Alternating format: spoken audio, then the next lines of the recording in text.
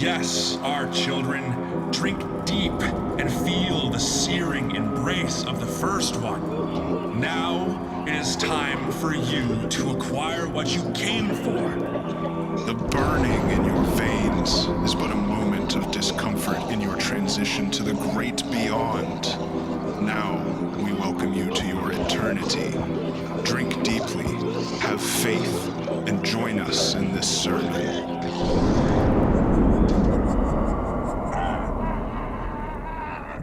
Welcome back to the Koolaid Stand. I'm Jett. And I'm Master Chief.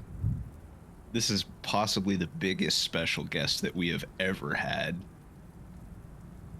I need a weapon. Truly the strong and almost silent. I'm here to repeat the bombardment on the contract. I didn't know he was a fan of the show. That's Dude, cool. yeah.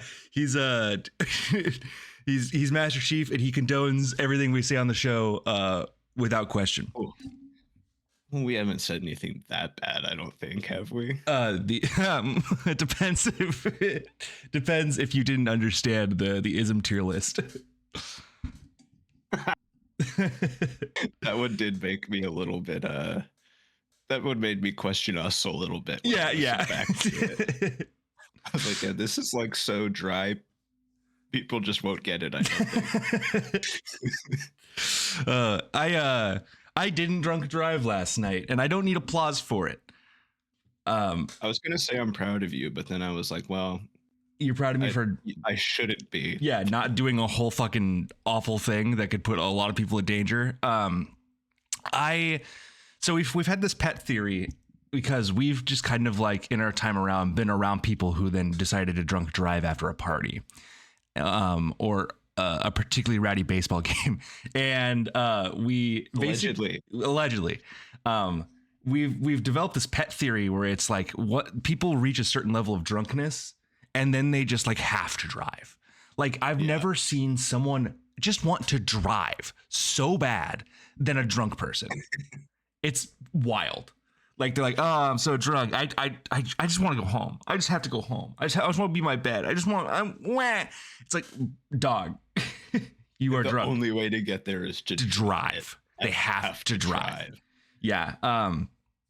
This even happens when people like want food and there's not like good drunk food. They're like, I gotta go drive to get food. Yeah, it's like, and the thing is I've never spoken to a person who's about to drunk drive that isn't one of these two things: outwardly aware and telling me that they're about to drive drunk, or telling me that they're fine, but internally they know they're about to drive drunk. This comes from debriefings after the fact to be like, hey, dude, you know you drive drunk? And he was like, yeah, I know. And this has happened like a couple times. There's also a third option where they are trying to like justify. Oh yeah, I'm gonna be fine. Like, I know I'm driving drunk, but like I've done it before. It's like, great. Don't do it again. Don't do it. That was a mistake last time. Yeah. And it's like, oh, because you didn't experience any consequences, it's not that big of a deal. Like, or because no one got hurt this time, it's fine. Brother, I'm not so tired. I gotta get home for work. It's like, okay, so good. You're sleep deprived and drunk. That should help. And this always happens with like, I'll give you a ride. I often will offer someone who's too drunk to drive and is near, or a good friend, a ride home. It's like whatever, and it's like, what about my car? My car's gonna be here. And it's like that's something you must take responsibility for. But we can get you home safe. You have a guaranteed ride home, and they elect out of laziness or stupidity to then drive anyway. And there's nothing I can do about it. You know, I can't like fucking, unless I know you really well, I'm not gonna like fucking beat you up and take your keys away from you and be like, no, fucker, listen. These are people that I don't know super well, so it's just like, okay. Hope you don't die. It's on you. Like you put yourself in a situation where you got too drunk to drive and it's a night where you wanted to be home and didn't want to leave your car somewhere. It's like, if that's what you wanted out of your night, then you shouldn't have gotten too drunk to drive home. Yep.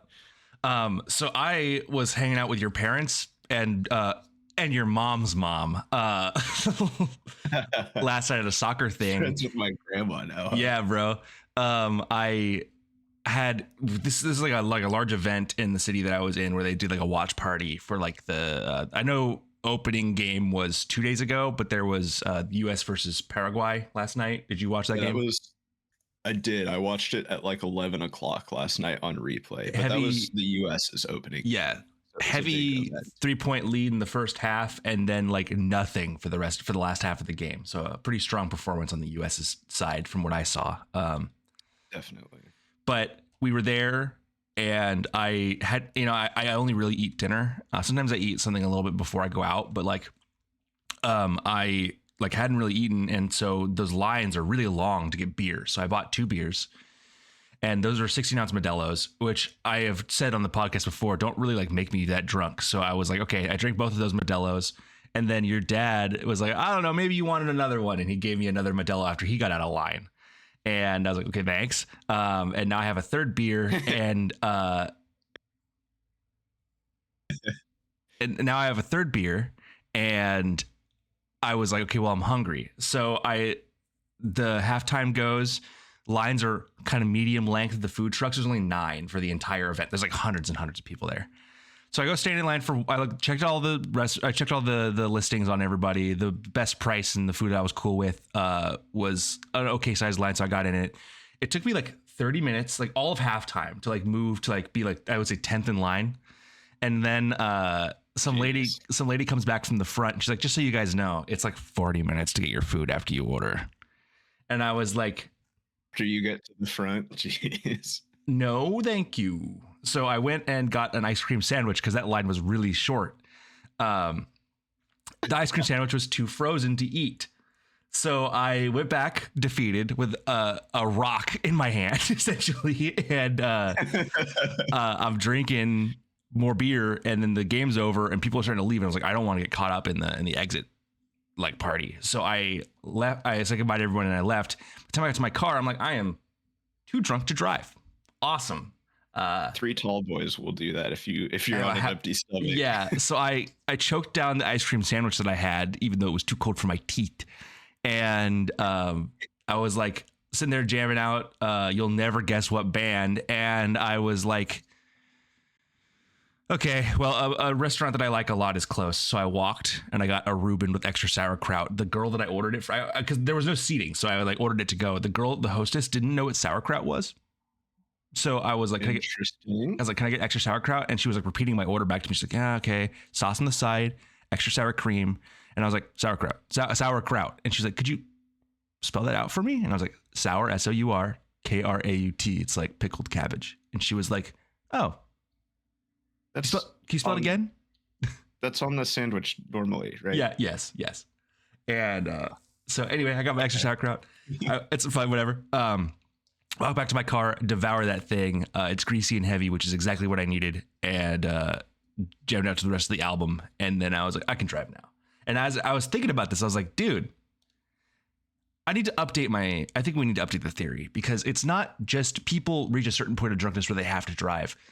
Irresponsible people shed their like fake responsibility performance in society when they're drunk enough, I think is the reality. It's like they are so self-centered and irresponsible that they just don't care because they're drunk.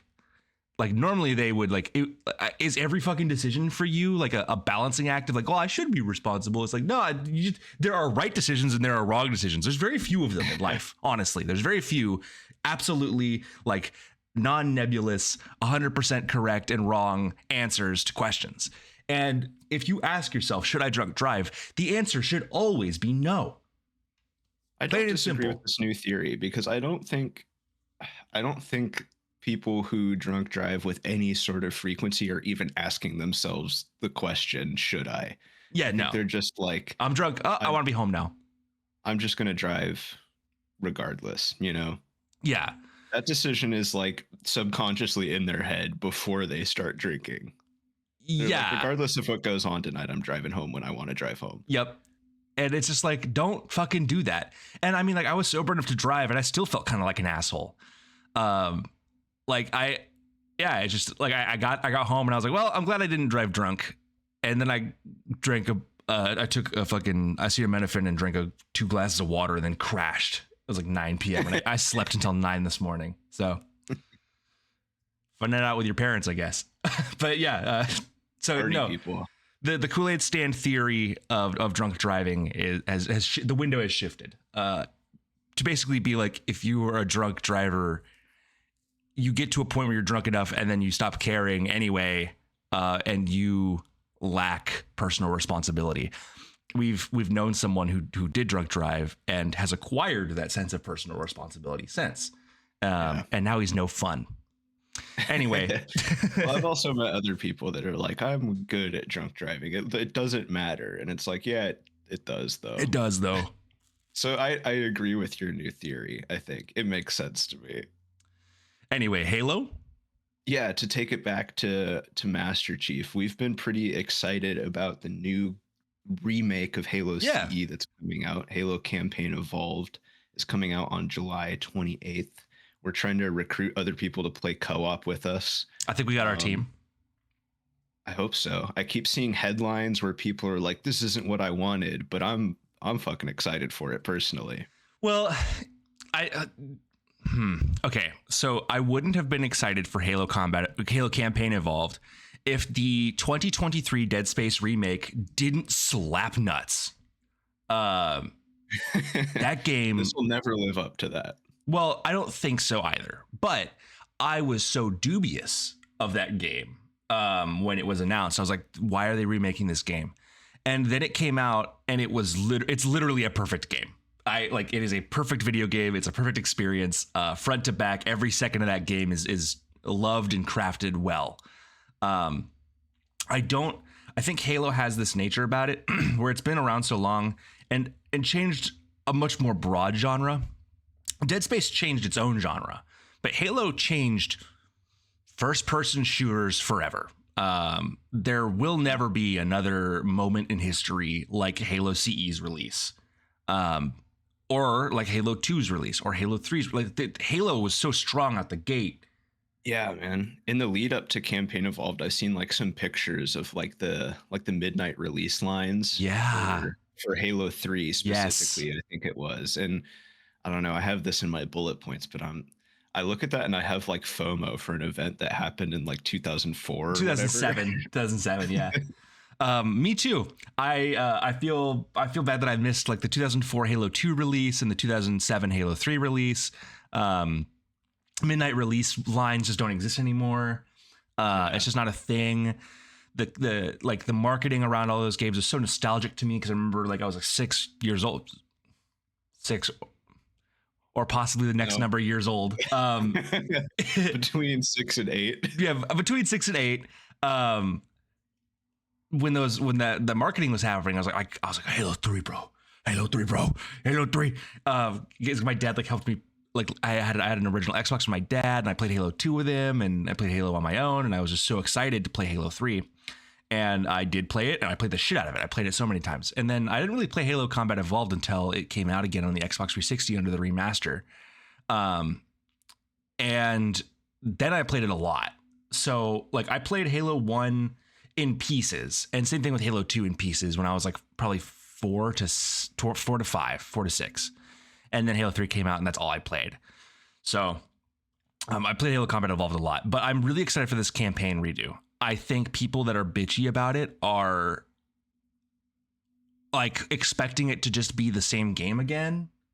I'm not sure what they are. Part of me, when I see these criticisms, are I think that it's just like games journalists trying to get clicks, which sounds a little bit cynical, but I do feel like they're kind of like looking for things to criticize because we don't even have a ton of information, and we only have like, I think like 45 minutes of gameplay footage from like 2 of the levels or something like that. We haven't seen any of the new levels that are coming out. So I do think that people are kind of looking for things to be cynical about. I understand why people are cynical about remakes of old games in general, because I think I was cynical about remakes as a whole before the Dead Space remake, because it often would be just like we redid the graphics and there's new sound design and that's it. Yeah, and it's like a full price release. Yes. And Campaign Evolved, I think, is going to be $50. So Yes. it's like I think a full entry in the Halo series at this point would probably be 70, right? Yeah, So yeah. I feel okay about 50 with it being a remake. And it's clear to me that they're doing a lot more than what they did the first time they remastered it, when they just redid graphics and sound. I think we need to be careful to distinguish between remake and remaster. Yeah, thank you. Well, the first one was a remaster. A remaster, right? yeah. They've remastered Halo 1 and 2. A remake, I think. Yes. So this is a ground up, like, total rebuild of the game from front to back. Everything is new. They've rebuilt the entire game with more modern stuff behind it. And like, look, Halo Combat Evolved in its own right, as it is, should be preserved in history forever. That game is not perfect, but an overall masterpiece that changed games forever. And I think that's great. I don't think what we should look for in the new remake is it to be the same thing again, because what the fuck is the point?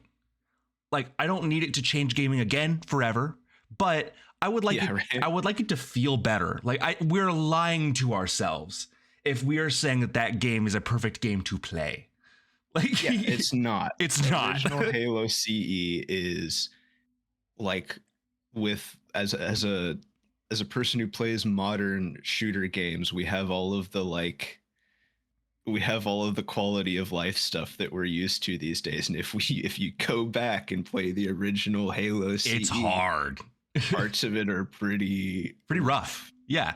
And rough is a good point. It would not stack up against any quality modern shooter, but that's not what makes it still a great game. It was a great game when it came out in like 2001 or whatever. Yes. And like, that's 25 years ago, man. And like you said, it changed shooters and games forever. So, I mean, you have to take that context into consideration when you're evaluating the original.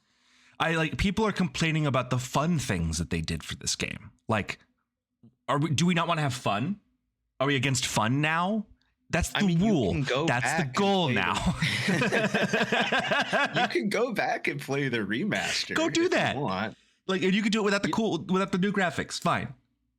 And we just did that, right? Yeah. Like, I was getting excited about Campaign Evolved, and I was like, I think I've only played CE once, and it's been 4 years 4 or 5 years since I've played CE. And so I said that I told you that I wanted to play it in preparation for Campaign Evolved coming out. And we played it over the course of 2 days last week so that we could talk about Halo and the remake that is coming out on the podcast. And we played it on the original graphics. I have recordings of it if you want to use them.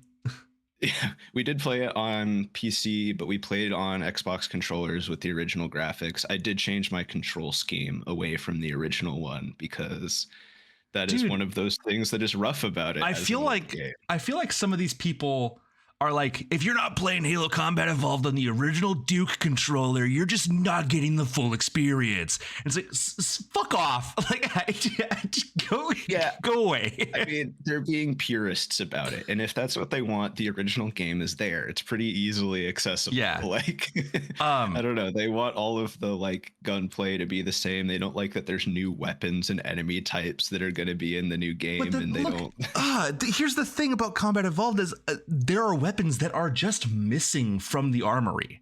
Like, there are two that I can think of right off the top of my head. The energy sword, which you get to see but don't get to use. That sucks. Dude, I didn't get to play Combat Evolved when it came out, but I feel like I would have been playing that game and seeing the elites with the energy swords and being like, I want to use that. Why can't I use that? I had more experience with other games as like someone with consciousness, like Halo 3 and Halo Reach. So when I finally got back to playing Halo Combat Evolved, I was like, I don't remember not being able to use the energy sword. What the fuck?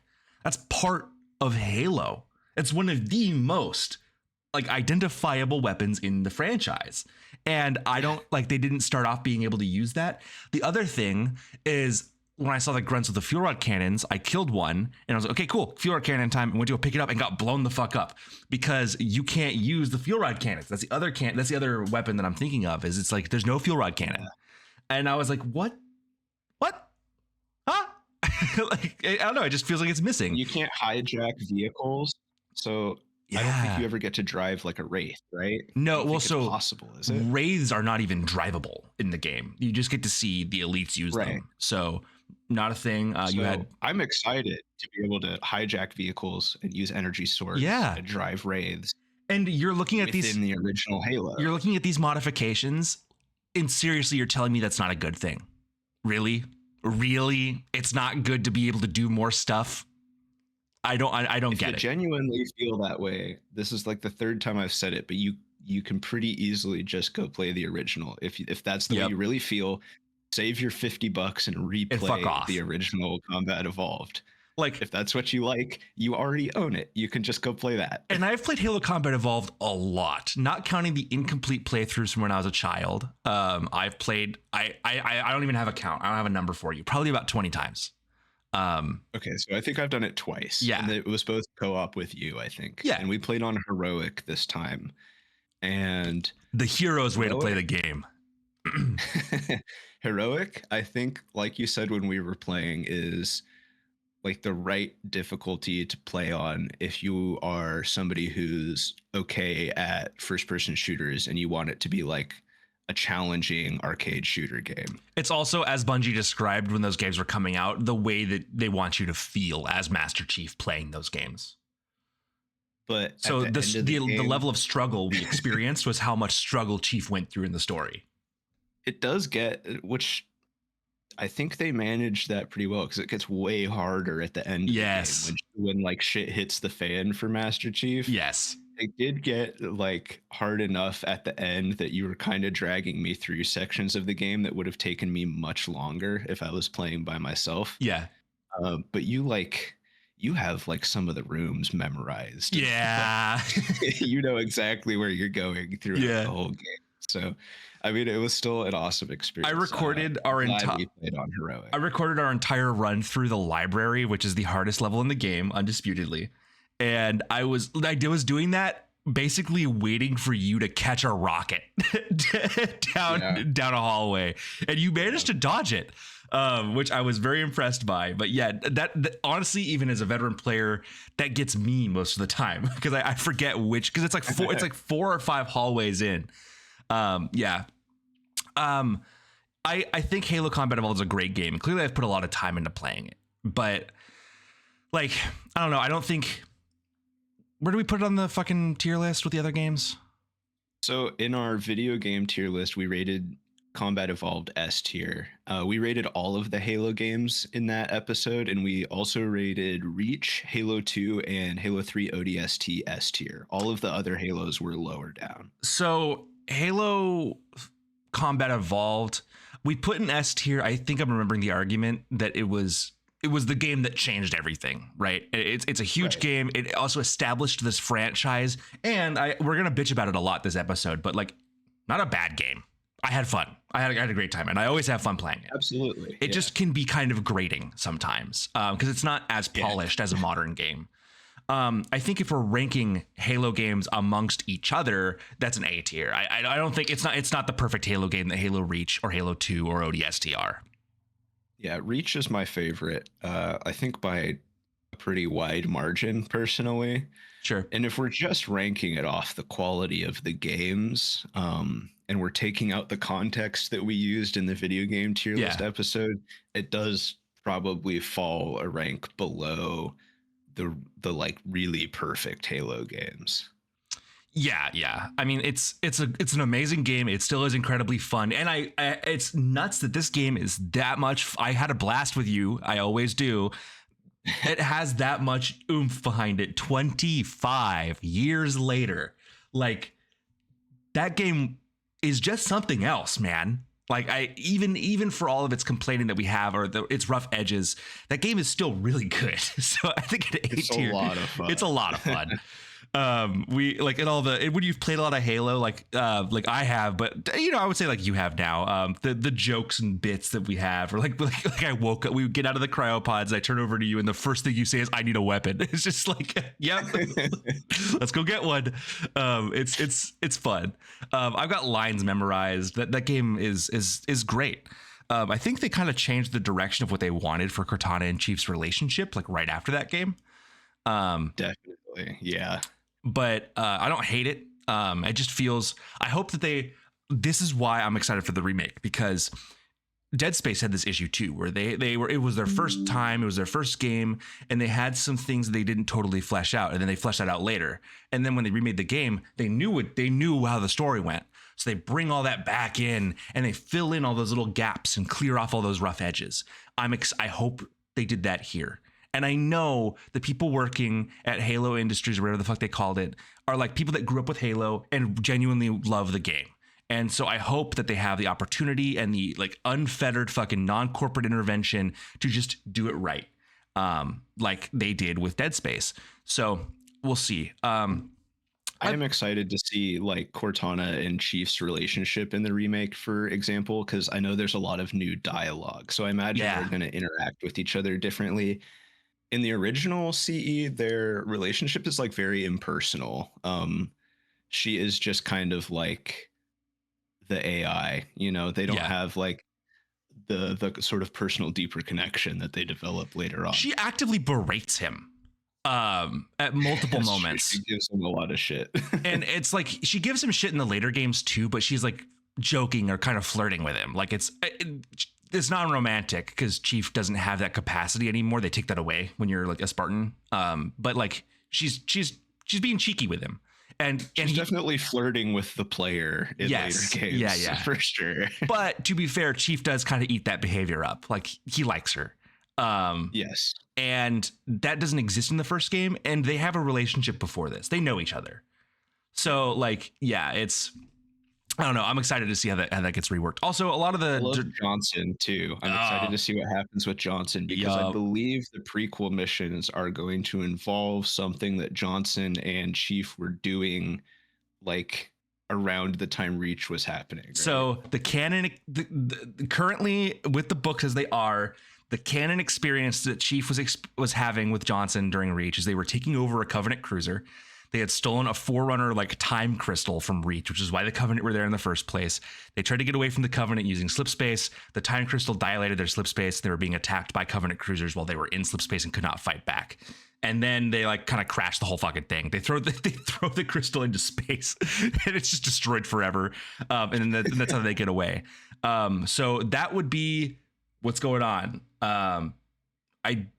If they do that, that'd be sick. If not, whatever, that's fine. If they want to rewrite that, I'm not so hooked on that as an experience that it has to be what happens. So I'm excited for that too. Also, a lot of the direction given to the voice actors through the first game was not very well done. They also reused voice lines in different areas that weren't right, and they rewrote the game without redoing the voice lines at some points. So the best experience I can think, or the best example I can think of, is when you land on Halo in the level Halo, and you're driving on the Halo, the first time you get a Warthog, you enter like this cave, and Cortana goes, "That cave is not a natural formation." Yeah, we made fun of this while we were playing, and it's like, I didn't know that this was why that happened. Yeah, and it's like, well, no shit. And if you haven't played Combat Evolved for some fucking reason, it's this giant like metal tunnel. it's very obviously built like yeah, it's like a man-made tunnel that's fully metal. Well, not man-made, but it's not organic in any way, shape, or form. Yeah. So I mean, there are lots of moments in the game that I love and don't love. I mean, I think when we played through, Two Betrayals is one of my least favorite levels in the game, easily. That's the one where you're running back through Assault on the Control Room. And you'll never guess, Assault on the Control Room is my other least favorite mission in the game. I hate... Two Betrayals is the one that I don't really like. Yeah. Assault on the Control Room kind of sucks, but it's fine. Two Betrayals really sucks because you have to run backwards through all of it, and then they added going into these like rooms to like break your shields off, and then you get assaulted right after. There's lots of flood, lots of rocket flood. They just fucking sprinkle them motherfuckers in there, and that shit sucks. Like you'll just and we were playing on heroic, so they miss sometimes. On legendary, they do not. So yeah, even on heroic, like I feel like you just need a little bit of luck to like get through those sections without dying, because sometimes there's just nothing you can do when the rocket flood comes. Sometimes they're just gonna blow your shit up, and you're gonna have to give the room another try. Yep. I think there were multiple rooms on Two Betrayals where you and I were both like, "Oh my god, this room is like this one encounter is just like come the fuck on." You also it was like the last one of the rooms where you have to run into the beam that kills your shield. They flood the room with flood, and there's like I think 3 rocket flood that came in on heroic. And it's very tight quarters, so they can miss and they still one shot you. They'll also just kill themselves. They don't give a fuck. They're suicide bombers for sure. Another hallway rocket flood you managed to semi-avoid was the one in this level. I don't know how you did it. I think you just took too long, but like usually when you go ahead. He had, I think, a patrol route, this rocket flood that was going up and down a hallway, and I took too long to get to the hallway to the point where he had turned around and was walking away from me. So I thought I could go, melee him in the back and one-shot him. That does not work on rocket flood, and I was unaware of this. So he turned around, blasted a rocket at our feet, and destroyed both of us. Usually, what happens is you walk into that hallway and you catch a rocket in the chest, and I was waiting for that, and it did not happen. So lucky you. But I do have some favorites though. 343 Guilty Spark, the one where you go in and you are introduced to the flood the first time, I think is just one of the best fucking narrative shifts in a game ever. That is my favorite level in the game for sure. I also like Silent Cartographer a lot, but well, Silent Cartographer is like the Halo Combat Evolved level. For a reason. You like they drop you off on a beach. It's a tight map. So you could drive all the way around it if you really wanted to. You can kind of attack things at different angles. It's just Chief on a beach, and it's fun. It's just fun. There's a lot of set pieces that happen, like crashing a pelican. There are some moments in that level that piss me off, like trying to get out of those tunnels. But it's good. It's good, clean Halo fun. There's lots of opportunity for cramming vehicles in where they shouldn't belong, which we didn't really take the advantage of in that level. But that's a good one. Guilty Spark has this that's like halfway through the game, and so far the game has been Cyborg Man killing alien. Go kill him. You know what I mean? Very straightforward. You get there, and the game turns into a fucking like body horror game with like fucking space zombies and watching people die horrible deaths through like a recording. Like, there's a little bit of like investigation going on in that level. The environment tells so much story. I made sure to like point up every little weird detail out to Jett. I don't like the remastered graphics in this level because they take away from that kind of environment. I was going to mention that as well. We were flicking back in. So Master Chief Collection allows you to flick back and forth while you're playing, which is really cool, between the remastered graphics and the original graphics. We played the majority of the game on the original graphics, but I was kind of flicking back and forth to see how different things looked. And this level looks like, obviously the graphics are lower quality, but the atmosphere of the level is way better with the original graphics. There's so much storytelling, like barricaded off rooms just covered wall to wall in blood, goo, so much goo all over the place. It's so gooey, and like they don't they I don't know why they didn't commit as hard to that. While I'm at it, something that I think is really interesting is, what you just don't fucking see in games anymore is just blood all over the place. They like, I think there's just been this cartoony violent shift with games where if you can make your game T for teen instead of M for mature, you can like have more availability, especially in this country. where people will buy. It's more accessible to fans to purchase. Parents will buy their kids games if it's teen than it is mature. And Combat Evolved, Halo 2, and Halo 3 were all mature, and there was blood all over the place. And nowadays, when you play a Halo game, there's like barely any blood at all. Maybe like You're just like fighting robots. Yeah, or that too. That don't bleed. So there's a lot of blood in this game, and I think that's really cool. There's no blood anymore. They take out like the body horror in recent Halo games. Yeah, completely. yeah, yes. It's part of the same strand where they're like they want a wider audience.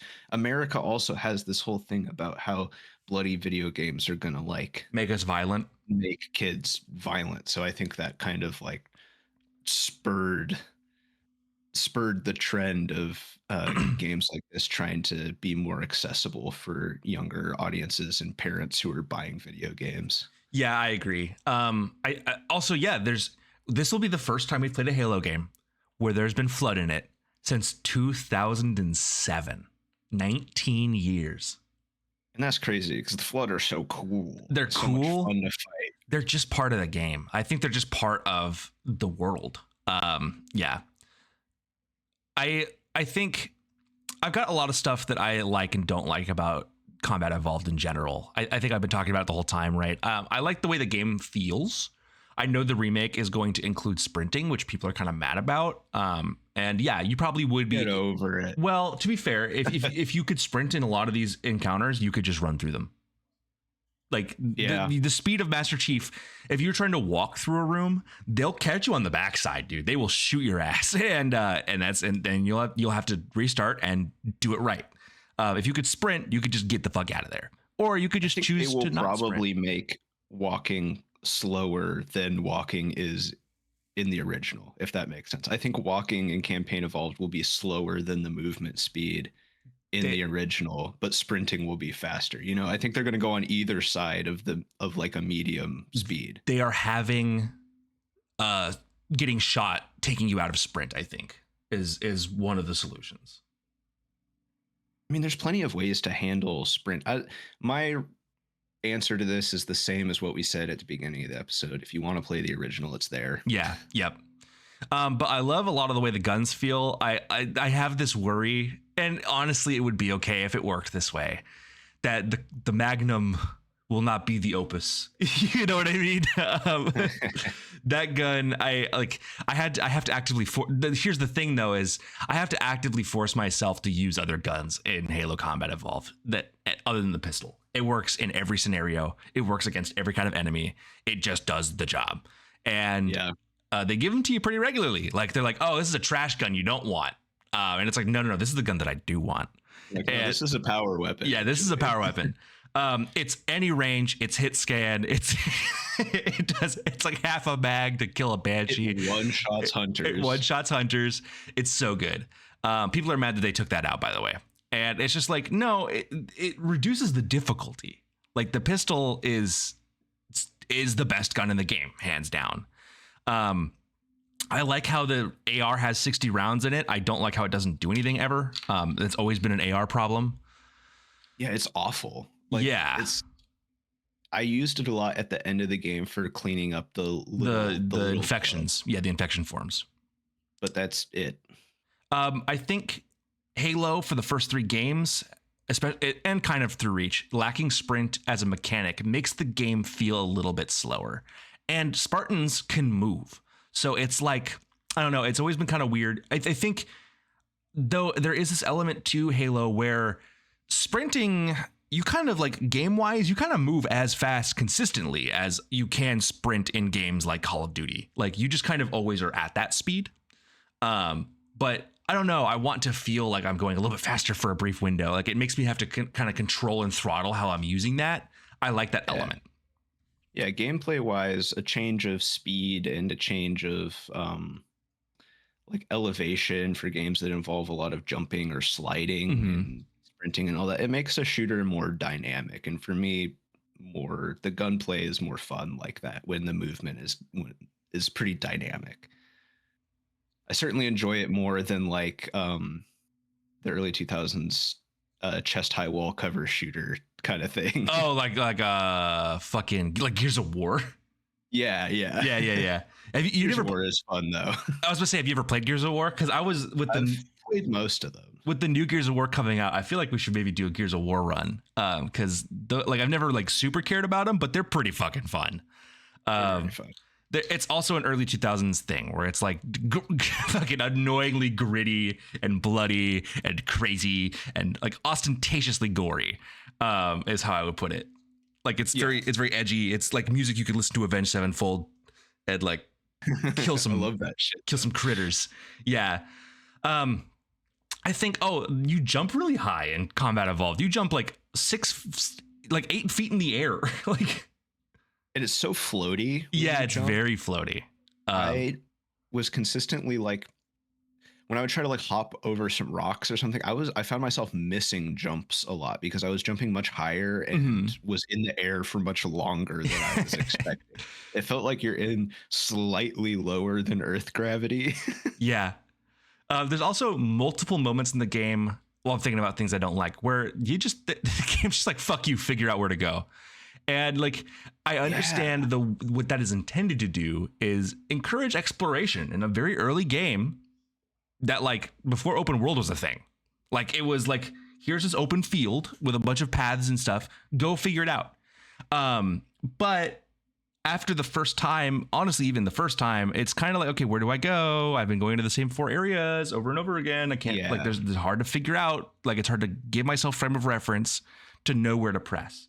And that is kind of rough.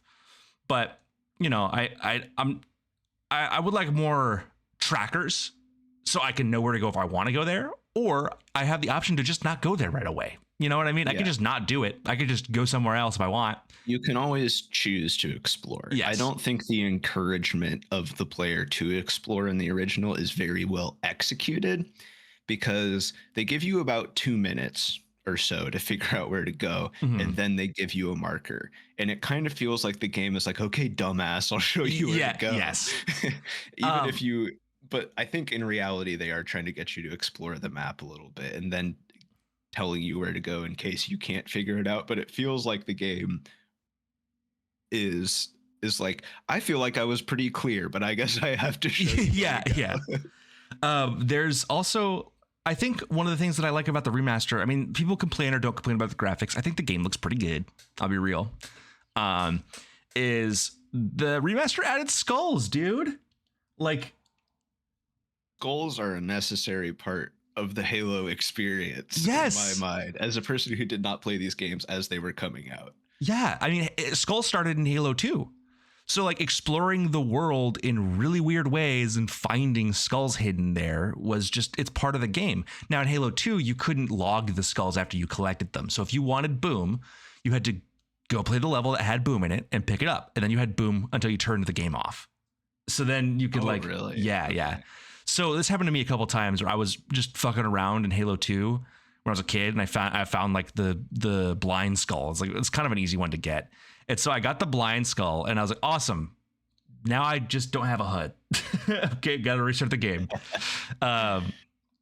So yeah, there's that to it. But yeah, Halo Combat Evolved did not have skulls in it. So there are skulls in the game now, but you have to be in the anniversary graphics to see it. And that is really cool. I mean, they put them in really cool places. The game is very open. You can kind of get a lot of areas.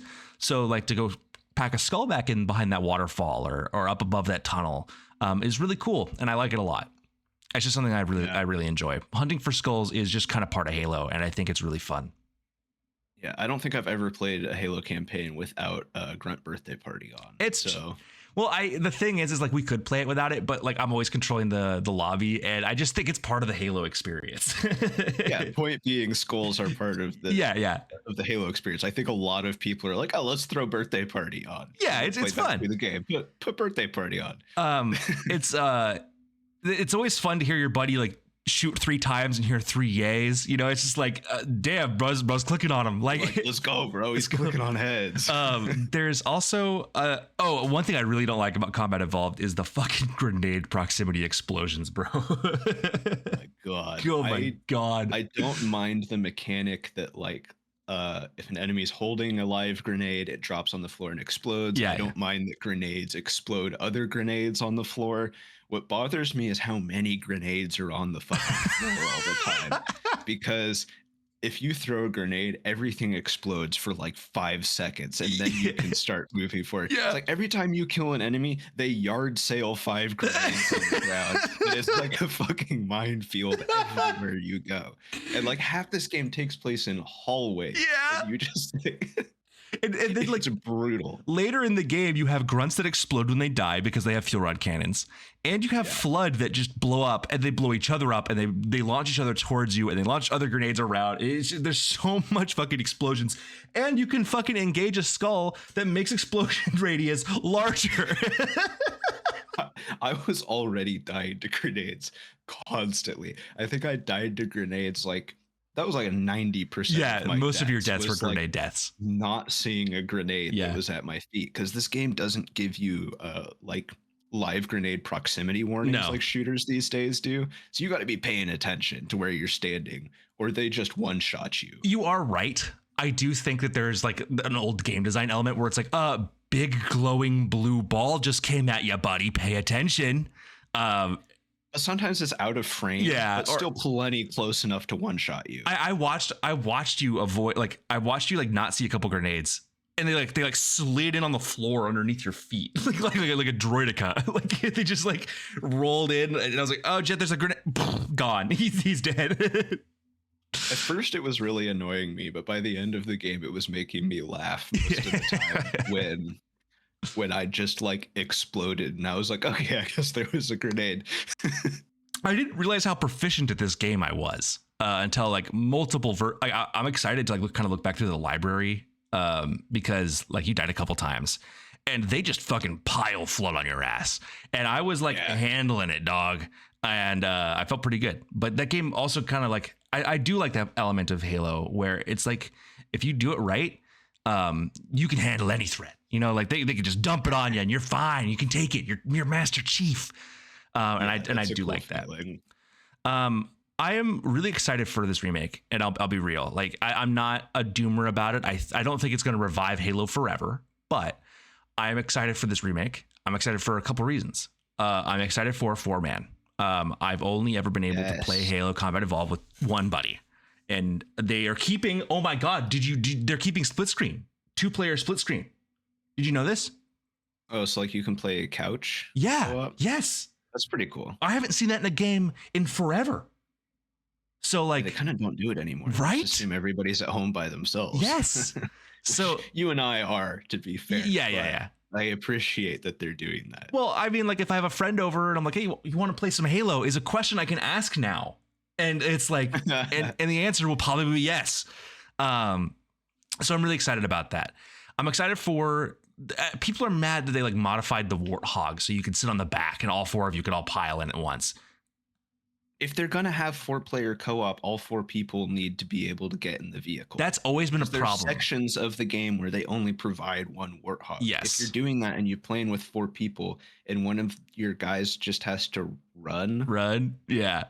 Like, who's going to sit in the cuck chair? Who's going to run behind the Warthog for the whole level? They had to make it fit 4 people. Yes. And I've honestly, I'm impressed it took them this long in Halo to get to that point.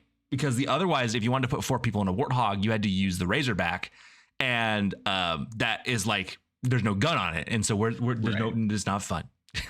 You know, I hope they keep the knowing your like rider, gunner, and passenger health in the game. I really like that. That's a really cool feature. Nice. They dropped it right after Halo 1, and I would like that to persist. I'm just excited about like having skulls, and it's going to be fun. The prequel levels, they're just giving us some extra stuff. I'm cool with that. Yeah, I will not be complaining. Like, and I think it's 3 levels, so it's like 30% extra game. Hell yeah. That's just brand new Halo. I'm as far as like parts of the existing game that I'm excited to see get remade. Other than like my favorite levels, right? I'm just excited to see the set pieces and like fight the flood and stuff like that. I am specifically excited to do like the Rolling Thunder section with the Scorpion tank. Yeah. Without Because I don't know if it was supposed to work this way, but when we just played it, I was like having a hard time staying alive in the Scorpion tank because whenever an enemy I don't think it has like vehicle health. I think if an enemy shoots the tank, it just does damage to Chief. Well, this guy doesn't know how to drive a Scorpion. But like if an enemy throws a single grenade at you and it like sticks to the tank, yeah, you just die. You're done. The thing is about the Scorpion is like the way you play on harder difficulties like heroic and legendary is you poke the Scorpion in and then you fucking rove the entire map and then you push forward. You were kind of diving in, and I wasn't going to like tell you how to play the game, but that is the consequence. Is in other games the Scorpion takes damage before you do, so like your consequences. Oh no, I lost the Scorpion early. In this game, UNSC vehicles don't take damage, so they pass the damage to the vehicle onto you as the player. And if you dive in there and you try to rip them up, they will rip you up in turn. You're a big target. Yeah. So I've watched somebody play this section or part of this section in a YouTube video, and does not. There is vehicle health now, from what I can tell. Like the Scorpion was smoking and sparking and stuff like that. And I'm just excited to have the power fantasy of driving the Scorpion around without dying 3 times. You want the classic Halo tank beats everything experience, and that's fair. Like you've had that experience in other games, and yeah, I get it. It's very like in Halo 3 where they drop off like 3 of those motherfuckers for you, and they're just like, go get them, boy. And I know they just give you a power fantasy section. I love that shit. Me too. I don't need the whole game to like be super challenging. I love a little power fantasy section. Yeah, it can feel like a breath of fresh air, especially when the game is very challenging at certain points, both because of the way it's built and designed and because of the difficulty of like what you're doing. I'm excited for the tank stuff. I'm excited for the fact that I can play classic mode if I really want. Like you can turn on and off vehicle damage. You can turn on and off sprint. That's neat. I'm glad that they're adding that. I think I'm really excited for the prequel missions. I'm also just like excited to see obviously Assault in the Control Room be good. I think would be fun. I hope. Well, I think the layouts of the levels are going to be pretty much exactly the same. I know there's going to be settings to like change weapon drops and like randomize where enemy groups are and that sort of thing. But the layout of the levels we're still gonna have to do all that backtracking, you know. Oh yeah, I was hoping that like the last half of the game would be, you know what, if we do the backtracking, fine. I want them to just change how the map looks, because the Flood do this thing where they just they goo on everything. You know, goo everywhere, wall to wall goo, and I want to see the goo. I want shit to be gooed up. I want four white boys gooed up with a little bit of swagger. You know what I mean? Gooey game. Yeah. And like they just didn't have that in the first game. So if we're going to do the backtracking, I want the levels to feel different. And they kind of feel different because of the things you do. I want them to visually look different. I want them to play differently.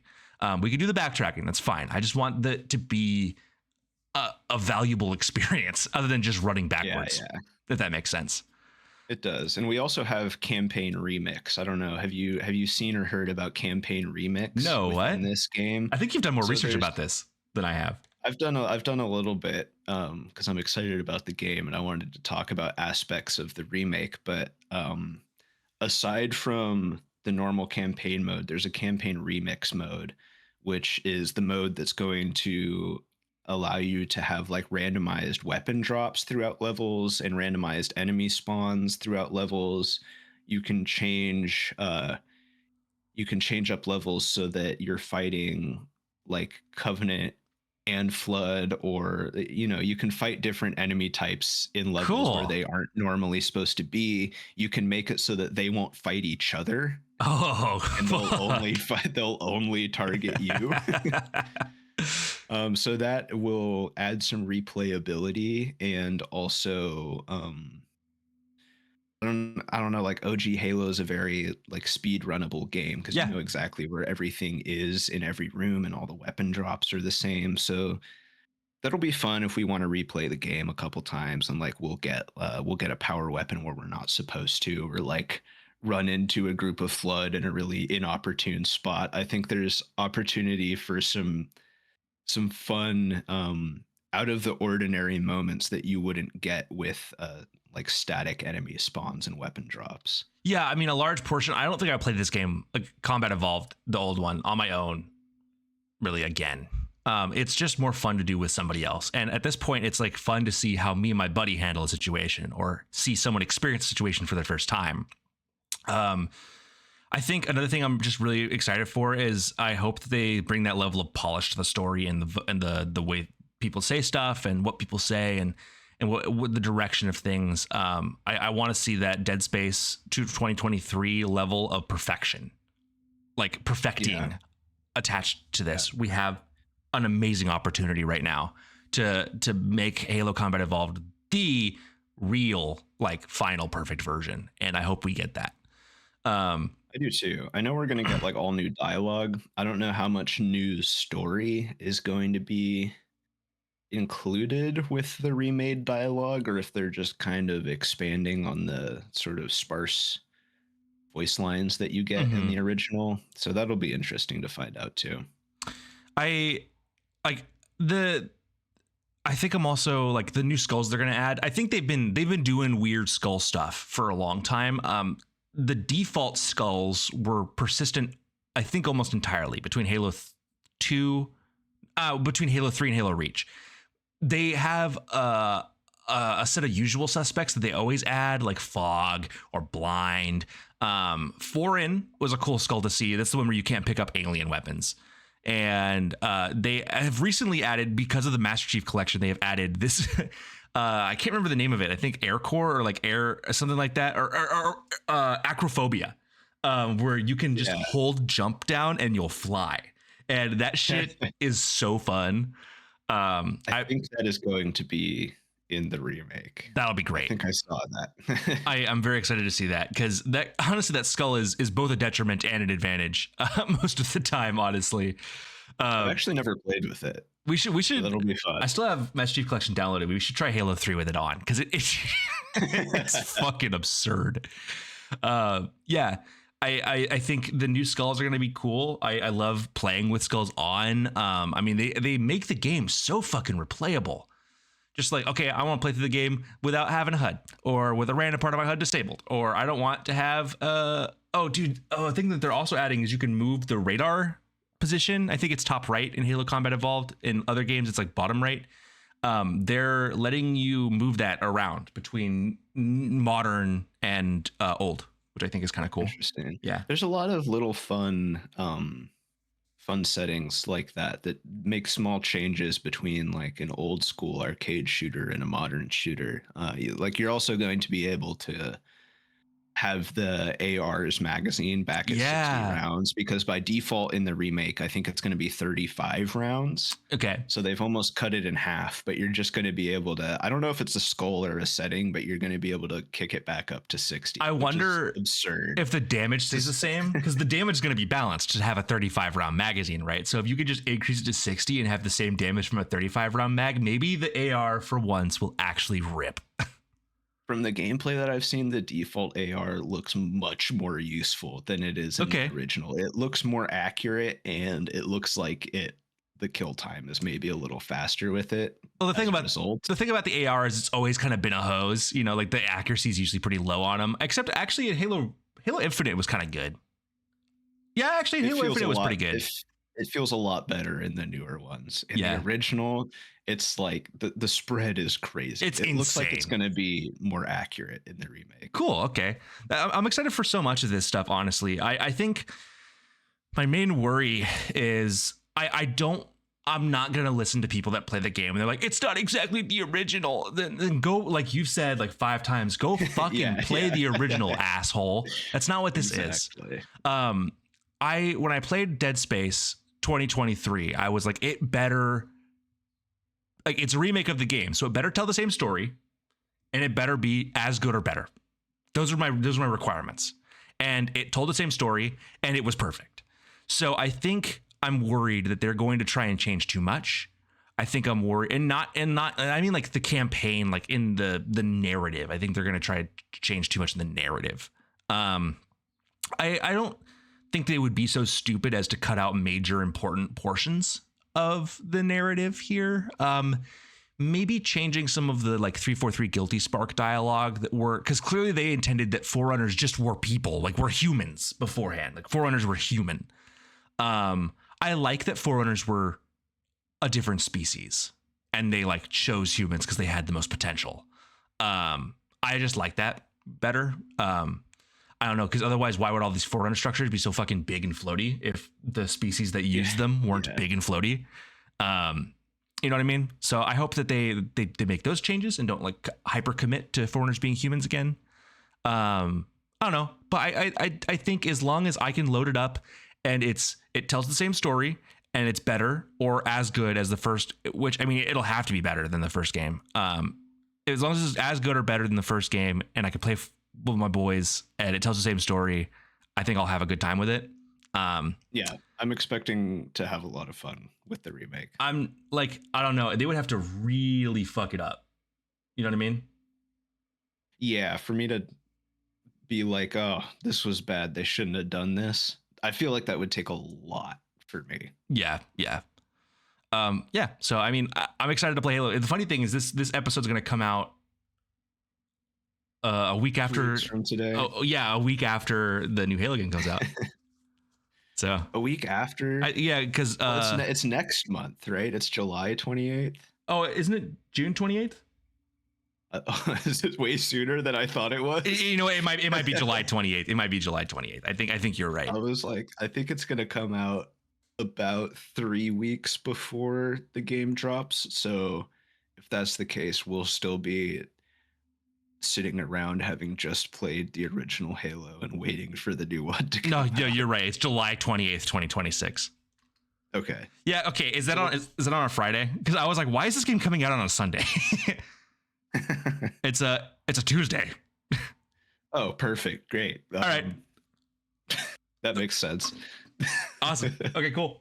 I'm excited. I'm excited to need a weapon with 3 of my boys. And fucking blow up the Halo ring. Sorry, spoiler alert. It's been 25 years. I think you had time. Get on board. All right, socials. Oh God, socials. Okay. Yep. Follow us on Spotify. It's Koolaid Stand. Koolaid Stand. Follow us on YouTube. It's Koolaid Stand Podcast. Follow us on Instagram. It's Koolaid_Stand_podcast. Yep. Yeah, we got it. Those are all our socials. Yeah. Follow us on all of them. You can watch video on both Spotify and YouTube. You can listen to audio on both Spotify and YouTube. On YouTube, you'll just have to close your eyes. Yeah.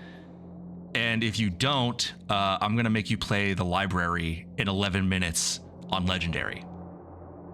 That's tough. That's a tall ass. That'll suck. All right. See ya.